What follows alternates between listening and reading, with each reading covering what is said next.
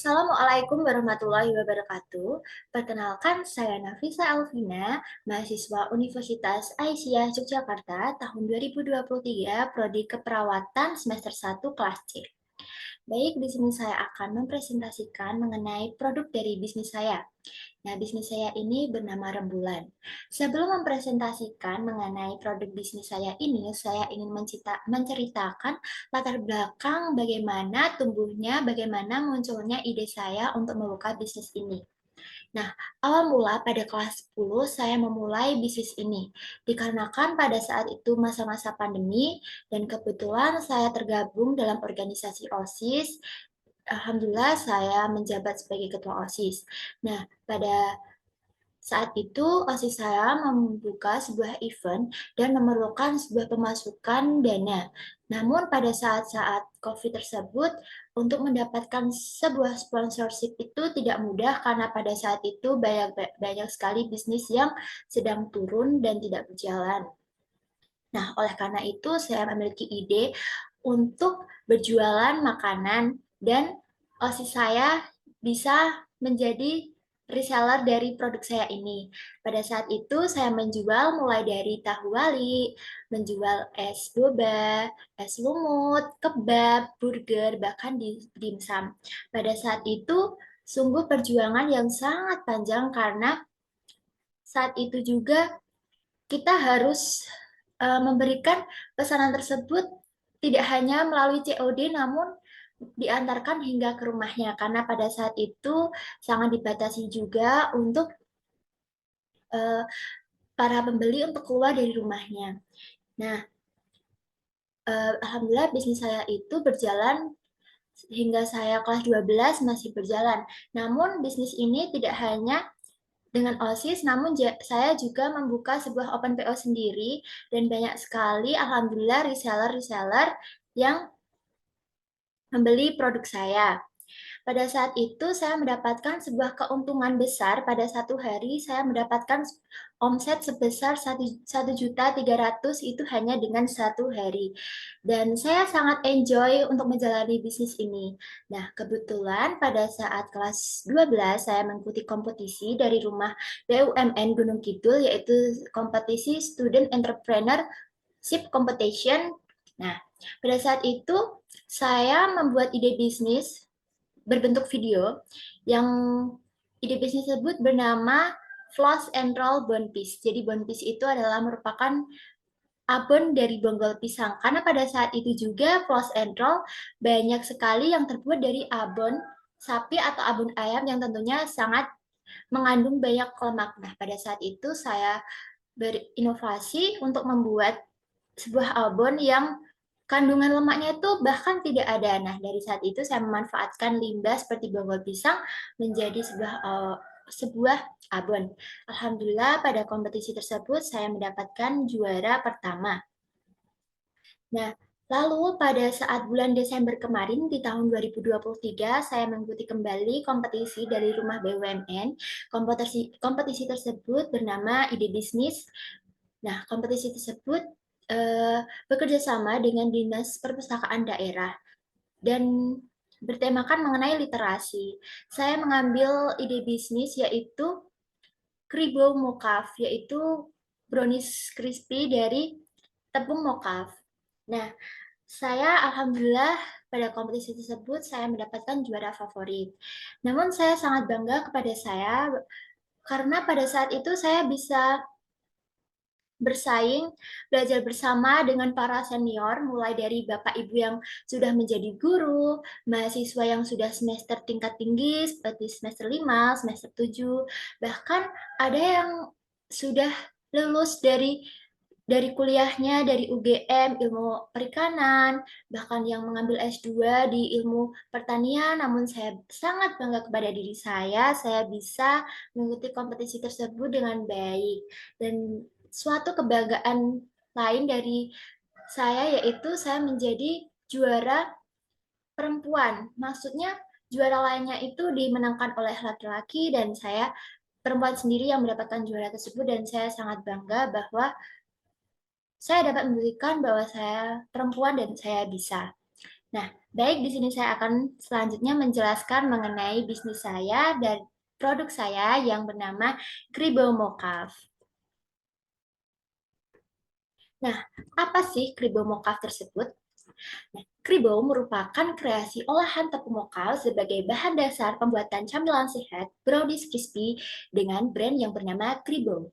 Brownies crispy yaitu cookies renyah dengan rasa brownie yang manis, selagi dengan rasa coklat yang crispy disertai tambahan topping yang memperkaya rasa, mulai dari choco chips, keju, almond, kacang mede, kacang tanah, dan kacang koro, serta disukai oleh semua kalangan, cocok dikonsumsi untuk segala kegiatan.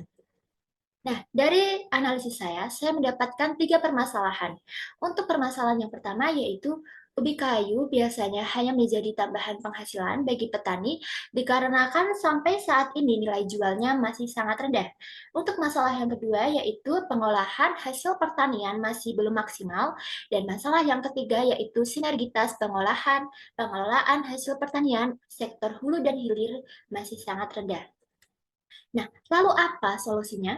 Untuk solusi yang pertama yaitu kampanye diversifikasi konsumsi pangan menggunakan produk lokal sangat diperlukan dalam rangka menjaga ketahanan pangan daerah.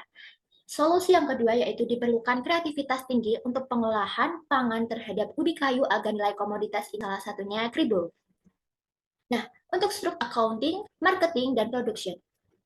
Lalu apa daya tarik dari Kribo ini? Buat yaitu saya memberikan sebuah informasi yang informatif bagi konsumen dan desain yang menarik bagi target pasar.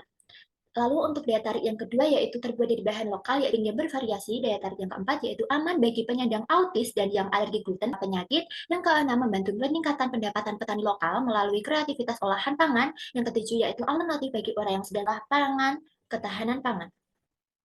Nah, berikut ini adalah target pasar saya, yaitu terdapat 2 target pasar. Yang pertama yaitu mahasiswa dan ibu sosialita. Yang pertama yaitu mahasiswa, karena mahasiswa itu sukanya ngemil, sukanya mengikuti tren, sukanya makan yang makanan unik. Nah, kalau mahasiswa itu ngemil, tidak gemuk, dan langsing. Nah, maka dari itu kribo ini sangat cocok bagi mereka agar tidak menambah uh, berat badan dan juga makan kribo ini asik, tidak bisa berhenti kalau sudah makan.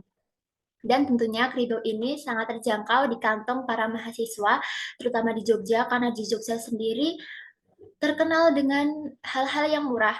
Nah, Kribo sendiri ini sangat cocok untuk para mahasiswa karena tidak merogoh kantong yang banyak. Lalu untuk ibu sosialita ini suka dengan sebuah makanan yang unik, yang terbaru, yang berbeda dari lainnya. Mereka ini ingin yang seperti produknya premium, menjaga kesehatan. Nah, Kribo ini sangat cocok bagi para ibu sosialita. Dan juga ibu sosialita itu tidak melihat kantong mereka. Jadi mereka itu bisa membeli seberapapun mereka mau. Berikut ini adalah analisis SWOT dari bisnis saya, bisnis Kribo, yaitu yang pertama strength atau kekuatan. Yang pertama sumber bahan baku lokal yang mudah didapatkan. Yang kedua mengandung kalsium dan serat yang tinggi. Yang ketiga mengangkat kembali makanan jadul menjadi makanan yang kekinian. Yang keempat disverifikasi produk pangan. Dan yang kelima yaitu harga yang ekonomis. Untuk weakness menurut saya produk saya ini tidak memiliki kelemahan. Selanjutnya, opportunity atau peluang. Yang pertama yaitu segmentasi pasar yang sangat luas, pensubstitusi tepung terigu. Yang ketiga, inovasi produk makanan. Nah, untuk ancaman dari produk saya ini yaitu apabila muncul pengusaha yang sama dengan kapasitas modal yang lebih besar, dengan strategi pemasaran yang lebih jitu, maka akan mengancam usaha ini yang tergolong masih pemula. Nah, di sini saya akan memaparkan mengenai bisnis kanvas saya. Untuk yang pertama yaitu key partner atau partner kunci dari bisnis ini. Yang pertama, toko supplier bahan roti seperti Putri 21, EW Kamudisari yang ada di Gedang Sari, yaitu petani kacang sekitar, Geria Coklat Manggeran, pengusaha kafe seperti Katamata, Coffee 69, Kopita, dan Rutin. Untuk selanjutnya yaitu reseller, toko oleh-oleh dan swalayan, utama dari bisnis ini yang pertama tentunya yaitu produktivitas, yang kedua analisis siklus penjualan, yang ketiga kegiatan promosi, yang keempat analisis aktivitas dan respon media sosial, selanjutnya evaluasi mengikuti bazar atau event menjadi binaan dari rumah BUMN Sibagul Jogja. Selanjutnya itu cost structure. Yang pertama yaitu bahan baku, gaji pembelian alat, penyusutan alat, kemasan. Selanjutnya yaitu revenue streams atau pendapatan lain, yaitu penjualan produk ke konsumen akhir, penjualan ke reseller dan marketplace, konsinyasi, spare parts, dan yang terakhir adalah dessert box dari remahan. Nah, setiap saya produksi tersebut untuk menjaga kerapian. Nah, di situ saya memanfaatkan dari remahan tersebut untuk menjadikan bahan dari dessert box. Nah, selanjutnya yaitu customer relationship. Yang pertama yaitu tentunya adalah sebuah kunci, yaitu kualitas produk, testimoni, konten yang menarik, serta diskon atau giveaway. Nah, berikut ini adalah channels. Yang pertama yaitu WhatsApp. Untuk pemesanan bisa melalui WhatsApp saya. Selanjutnya yaitu Instagram, yaitu yang bernama Rembulan. Selanjutnya Shopee, untuk Tokopedia sudah saya sediakan yang bernamakan Rembulan. Di sana sudah tertera pada produk saya yang saya jual. Lalu untuk Shopee masih dalam proses. Selanjutnya itu pengusaha kafe dan toko oleh-oleh serta swalayan. Alhamdulillah pada bulan Desember kemarin saya sudah menitipkan produk saya ini, keribuk ini, pada toko oleh-oleh Jevenir yang berada di Gunung Kidul. Lalu saat ini masih dalam proses, saya ingin menitipkan produk saya ini di mana kampus Jogja dan juga di Pamela Jogja dan Pamela Gunung Kidul. Nah, untuk strategi pemasaran, yang pertama yaitu positioning. Saya memudahkan para konsumen untuk membeli produk saya itu bisa melalui online maupun offline. Selanjutnya yaitu konten marketing yang menarik. Misalnya saya memberikan konten yang menarik pada TikTok karena saat ini anak-anak muda sangat sering dan aktif untuk mengkonten dalam TikTok dan juga melalui Reels Instagram. Selanjutnya yaitu earned media. Jadi saya akan memberikan testimoni para pelanggan dan memberikan tersebut saya pasang di Instagram saya melalui sorotan. Nah, nanti mereka akan tertarik. Nah, dengan hal ini saya memberikan teknik marketing yaitu word of mouth atau marketing mulut ke mulut. Selanjutnya yaitu point of purchase. Jadi ketika ada bazar, ada event, saya akan mengikuti event tersebut. Nah, di sini akan menarik para konsumen mengenai produk saya ini. Selanjutnya yaitu time limit, yaitu memberikan diskon atau giveaway pada saat-saat tertentu untuk menarik pelanggan membeli produk saya. Baik, untuk ini adalah Instagram saya, Instagram mengenai bisnis saya itu Rembulan. Sudah saya jual, untuk sistemnya bisa sistem PO. Dan di sini ini adalah kemasan yang bagian belakang. Ini di sini sudah terdapat beberapa varian rasa yang saya sediakan. Di sini terdapat seruan, ngemil makin seru Kribo solusinya. Dan di sini juga ada QR code. Di sini bagi mereka dari QR code ini. Nah, dan di sini terdapat nomor WhatsApp-nya untuk pembelian rembulan dan pada toko Shopee masih dalam proses. Nah, dan ini adalah bentuk-bentuk jika para untuk hampers. Nah, di sini adalah perhitungan biaya produksi per bulannya, yaitu sebesar 54.000. Untuk biaya listrik tenaga kerja sebesar 900.000. Biaya tenaga kerja akan diberikan satu kali dalam satu bulan. Nah, total setiap kali produksi yaitu sebesar 5.430 sebanyak 250 piece untuk kemasan 55 gram. Kegiatan produksi dilakukan 4 kali dalam satu bulan. Nah, untuk biaya produksi per bulan yaitu sebesar 1.000 dan biaya produksi per unit yaitu sebesar Rp6.486. Nah, berikut ini adalah analisis biaya produksi untuk masing-masing kemasan. Di sini untuk harga jual per kemasannya itu 13.600. Dan di sini sudah ada BEP unit dan BEP dalam rupiah. Nah, di sini sudah tertera yaitu ratio cost yaitu 1,1.